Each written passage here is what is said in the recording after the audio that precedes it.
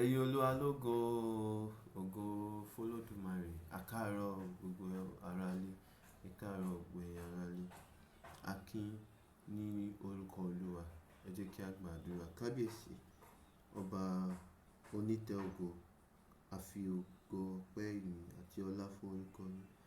Ẹ̀yin ni ọba tó ń jọba láyé àti lọ́run. Ẹ̀yin ni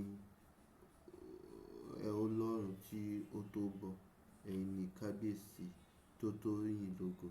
Ọpẹ́, ìyìn àti ọlá ni fún orúkọ yín ní òkè ọ̀run. Ẹ̀yin ni ọba àwọn ọba. Ẹ̀yin ni Ọlọ́run àwọn ọlọ́run. Bíbélì ní wípé ẹni tí ó jẹ́ òpè, òun ló sọ nínú ọkàn rẹ̀ wípé kò sí Ọlọ́run. A dúpẹ́ wípé ẹ ti ṣe wá ní ọlọ́gbọ́n àti ọ̀jọ̀gbọ́n tí ó mọ Ọlọ́run, tí ó ní ìbẹ̀rù Ọlọ́run, tí ó tẹ̀lé ọ̀rọ̀ rẹ̀. Ẹ gba ọpẹ́ wa, ẹ gba ìyìn wa. Ó tóbi jùlọ, a gba àdúrà fún orílẹ̀-èdè wa Nàìjíríà. Kábíyèsí, a gbàdúrà wípé àwọn tí wọ́n ní ìgbàgbọ́, àwọn tí wọ́n jẹ́ ọmọ lẹ́yìn Kristi, ẹ ó pa wọ́n mọ́ nínú ewu gbogbo. Olúwa, ẹ ò ní jẹ́ kí ìjàmbá àti ipá èṣù àti ọ̀tá kí ó ṣẹ ní orí wọn. Olúwa, ẹ kọ́ wọn láti sá fún ẹ̀ṣẹ̀. Ẹ kọ́ wa, Olúwa, láti sá fún àwọn ohun tí yóò jẹ́ ìdènà ní ọ̀nà ìgbàgbọ́ wa. Olúwa, ẹ dárí ẹ̀ṣẹ̀ wa jì wá, ṣùgbọ́n ẹ má ṣe jẹ́ kí ìpinnu ọ̀tá kí ó ṣẹ ní orí wa. Olúwa, ẹ kọ́ wa mọ̀ ṣe. Olúwa, ayé ìjàmbá, ayé ewu ni a wà. Olúwa, ẹ fi ààbò yín, ẹ fi bò wá, kí a má ṣe jábọ́ sínú ẹ̀ṣẹ̀, kí a má ṣe kú sọ́nà bí èéfín. Olúwa, gbogbo ìgbà tí a ti ń dẹ́ṣẹ̀, Olúwa, ẹ̀yin lẹ ti ń dárí ẹ̀ṣẹ̀ wa jì wá, ṣùgbọ́n a gbàdúrà wípé ẹ ó túbọ̀ máa dárí ẹ̀ṣẹ̀ wa jì wá. Ẹ ò ní kọ̀ wá sílẹ̀, Olúwa. Ẹ ò ní yọ oore-ọ̀fẹ́ yín ní orí wa gẹ́gẹ́ bí ẹ ṣe yọ kúrò ní orí Sọ́ọ̀lù. Ẹ gba gbogbo ògo. Ní orúkọ Jésù Kristi ni a gbàdúrà. A dúpẹ́ fún Olúwa nítorí tí ó ṣeun, nítorí tí àánú rẹ̀ dúró láéláé.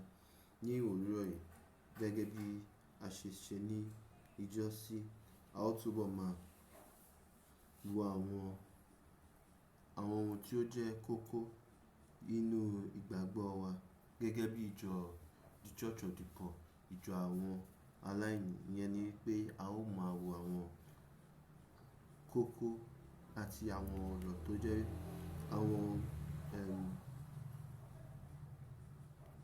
àwọn topic tó jẹ́ àwọn ohun tí a gbàgbọ́ nínú ẹ̀ gẹ́gẹ́ bí ìjọ Ọlọ́run. Lénìí, a ó bẹ̀rẹ̀ pẹ̀lú àjíǹde. A gbàgbọ́ nínú àjíǹde nínú àwọn òkú.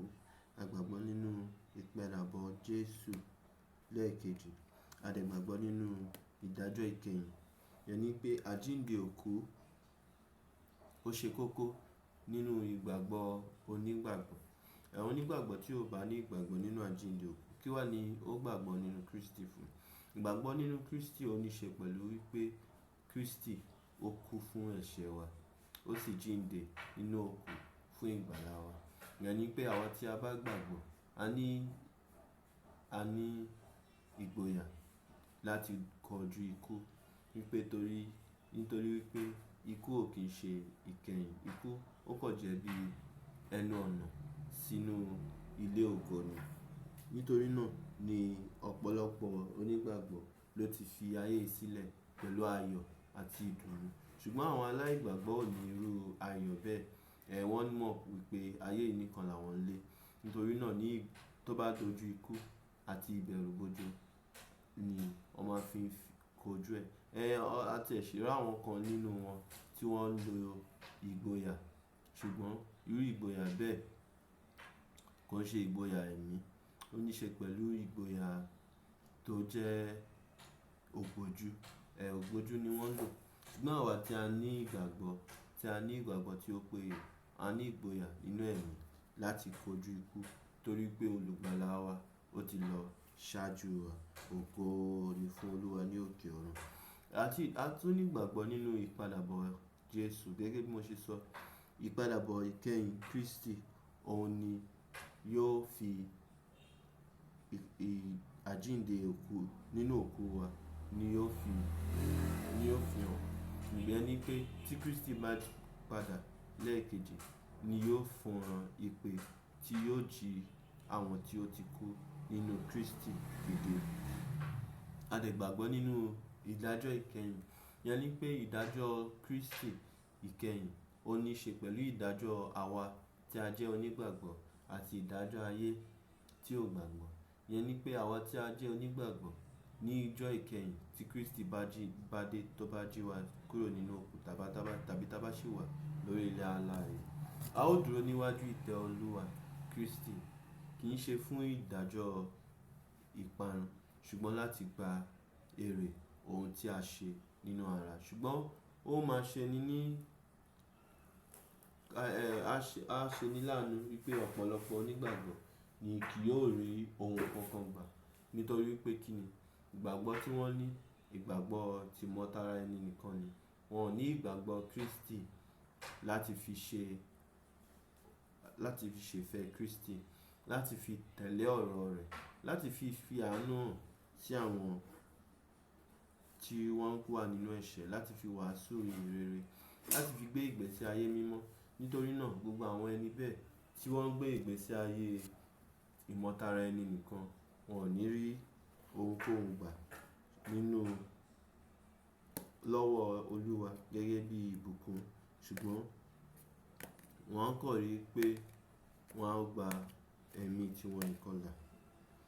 A dẹ̀ ní ìgbàgbọ́ nínú àlejò ṣíṣe. Ẹ jẹ́ kí a ka ìwé Hébérù orí 13 láti ẹsẹ̀ 1. Kí ìfẹ́ ara kí ó wà títí.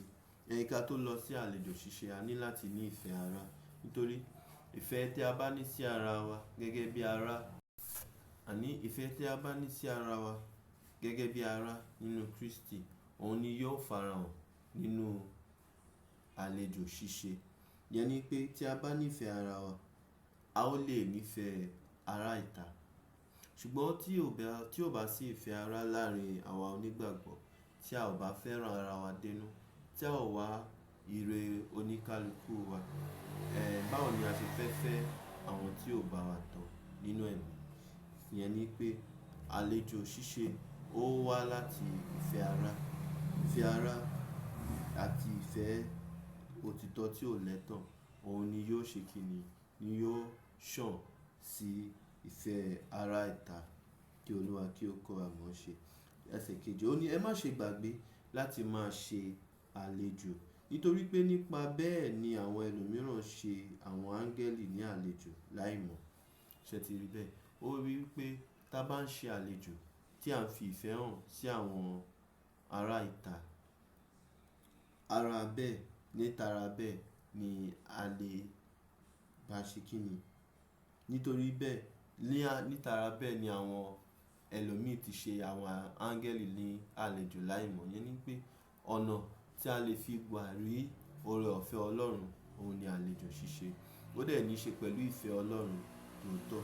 Ìyẹn ni pé tá bá ṣe ìfẹ́ hàn sí àwọn tí ò tiẹ̀ tọ́ sí, tí a ò tiẹ̀ mọ̀, tí wọn ò tiẹ̀ já sí nǹkan kan, Ọlọ́run fún ara rẹ̀, Olúwa wa, Ọlọ́run ọ̀gá ògo yóò fi ìbùkún fún wa padà nípa fífún wa ní ìrètí ògo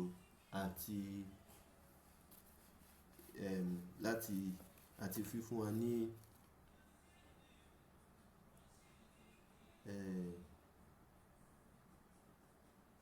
ìmísí láti ọ̀run. A tún ní ìgbàgbọ́ nínú iṣẹ́ àṣekára àti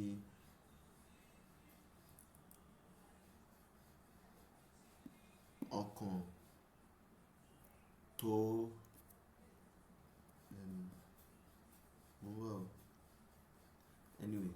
soberness. Mo ń wá Yorùbá soberness, mo ò tí ì rí. Ẹ jẹ́ kí a continue. Ẹ jẹ́ kí a tesiwaju. So iṣẹ́ àṣekára ó jẹ́ pàtàkì nínú ìgbàgbọ́ wa gẹ́gẹ́ bí onígbàgbọ́. Wípé onígbàgbọ́ nínú Kristi ó gbọ́dọ̀ fẹ́ràn iṣẹ́ ṣíṣe, ó gbọ́dọ̀ ṣe ìmẹ́lẹ́, ó gbọ́dọ̀ sá fún responsibility. Nítorí nípa bẹ́ẹ̀, nípa ṣíṣe iṣẹ́, nípa jíjáfara, òun ni a lè gbà rí àánú àti oore ọ̀fẹ́ láti ọ̀dọ̀ Olúwa. Àti wípé a ní ìgbàgbọ́ nínú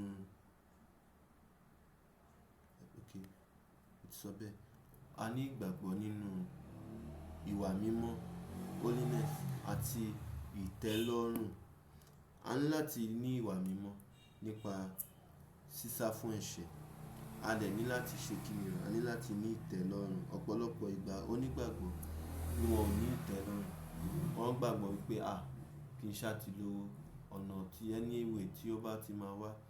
Kò dẹ̀ sí bí a ṣe lè máa wá owó tá ń sáré owó ní àsápajúdé tí a lè dúró ṣinṣin nínú ìwà mímọ́. Ìyẹn ni pé ìtẹ́lọ́rùn ó ní ṣe pẹ̀lú ìwà mímọ́.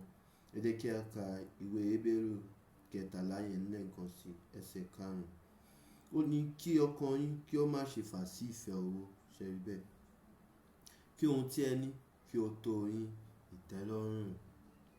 Nítorí ohun tìkára rẹ̀ ti wí pé èmi kò jẹ́ fi ọ́ sílẹ̀, bẹ́ẹ̀ ni èmi kò jẹ́ kọ̀ ọ́ sílẹ̀. Nítorí náà ni àwa ṣe ń fi ìgboyà wípé Olúwa ni olùrànlọ́wọ́ mi, èmi kì yóò bẹ̀rù. Kí ni ènìyàn lè ṣe sí mi? Ẹni pé olúkúlùkù wa tí ó bá jẹ́ onígbàgbọ́ tí ó ní ìtẹ́lọ́rùn, a ò ní ìbẹ̀rù ewu kan. Ìyẹn ni pé bọ́ọ̀tà ti lè dìde sí wa, a ó ní ìgboyà nítorí pé kí ni gbogbo ohun tí a ní Olúwa ni ó fún wa. A ò ní láti tójú bọlé. Ṣùgbọ́n tá bá ní ìtẹ́lọ́rùn, tí ọ̀tá bá dìde lọ́la pé mo ò ní ràn lọ́wọ́ mọ́ tàbí mo ò ní ṣe ohun báyìí fún wọn mọ́, a ó máa bẹ̀rù, a ó máa bẹ̀rù. Ṣùgbọ́n ìtẹ́lọ́rùn yóò fún wa ní ìgboyà wípé gbogbo ohun tí a nílò ni Olúwa yóò pèsè. A tún ní ìgbàgbọ́ nínú àánú ṣíṣe. Ọlọ́run pè wá láti ṣe àánú, láti fi àánú hàn sí àwọn tí kò tọ́ sí. Kò ń ṣe sí àwọn tí ó ṣe rere tàbí àwọn tí ó jẹ́ èèyàn gidi. Ṣùgbọ́n a ní láti fàánú hàn sí àwọn èèyàn búburú pàápàá, àwọn èèyàn ìkà, tó ṣẹ̀ wá, tí àgàgà tí a bá rí wípé ẹni náà ní ìrònúpìwàdà. A ní láti fi àánú hàn, láti ṣàánú, láti ṣe fàánú dáríjì.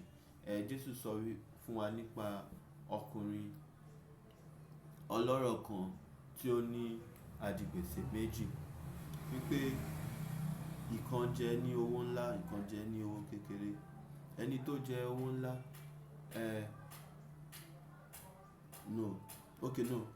ọlọ́rọ̀ kan tí ẹnìkan jẹ ní owó ńlá. Ìgbà tí arákùnrin náà ò rí owó san, ọlọ́rọ̀ náà wá ṣàánú fún un, ó dárí gbèsè ẹ̀ jì. Ṣùgbọ́n adigbèsè yìí wá lọ síta, ó wá rí adigbèsè bí ẹgbẹ́ èèyàn kan tí ó jẹ́ ọmọṣẹ́ ọlọ́rọ̀ yẹn bí òun náà ṣe jẹ́. Tó jẹ ní owó, bó ṣe di sólọ́rùn mú nìyẹn pé san ohun tí ó jẹ mí. Nígbà tí ó dẹ̀ rí owó san tó bẹ̀bẹ̀ títí tí kò gbọ́, ó wá sọ sí túbú. Àwọn tó ń rí wọ́n wá lọ fẹjọ́ sun ọlọ́rọ̀ náà. Ọlọ́rọ̀ náà wá bínú pé ìwọ ìkà yìí, mo dárí ẹ̀ṣẹ̀ gbogbo gbèsè ńlá tó jẹ, mo dárí ẹ̀ jì ẹ́ nítorí wípé o bẹ̀ mí. Èéṣe tí ò lè dáríjì ẹni tí ó ṣẹ̀ tó jẹ ní gbèsè kékeré yìí. Nínú ìbínú náà ó wá sọ sínú túbú pẹ̀lú gbogbo ohun tó wá ní kí ó ta gbogbo ohun tí ó ní títí yóò fi rí gbèsè ẹ̀ san. Eleyi jẹ́ fè ìkọ́gbọ́n fún wa. Bíbélì ní dárí ẹ̀ṣẹ̀ wa jì wá gẹ́gẹ́ bí a ṣe ń dáríjì àwọn tí ó ṣẹ̀ wá. Onígbàgbọ́ tí ó bá ní ẹ̀mí ìdáríjì, tí ó bá ní àánú lọ́kàn, torí ayé ẹ̀ṣẹ̀ la wà. Ká má parọ́, ká má jalè, ọ̀tá wà, ènìyàn búburú ń bẹ. Ìyẹn ni wípé gbogbo ìgbà ni àwọn ènìyàn máa wá ọ̀nà láti ṣẹ̀ wá, láti fún wa lọ́rùn pa, láti ṣe wá níbi, láti ṣe wá níkà. Ṣùgbọ́n Olúwa ò fẹ́ kí a ní ẹnikẹ́ni sínú. Nítorí ìjọba tí a fẹ́ jogún, nítorí orúkọ wa wà nínú ìwé ìyè, a gbọ́dọ̀ ní ẹ̀mí ìdáríjì, a gbọ́dọ̀ ní ẹ̀mí àánú kí a má bàa pàdánù ìjọba Ọlọ́run. Kí Olúwa kí ó kọ́ wa mọ̀ ṣe. A tún ní ìgbàgbọ́ nínú ìjìyà gẹ́gẹ́ bí onígbàgbọ́ àti ìṣẹ́. A ti sọ báyìí tẹ́lẹ̀ nínú àwọn ẹ̀kọ́ tí a ti ṣe sẹ́yìn wípé ìjìyà gẹ́gẹ́ bí onígbàgbọ́ àti ìṣẹ́ kò lòdì sí ọ̀rọ̀ Ọlọ́run tàbí ìfẹ́ Ọlọ́run.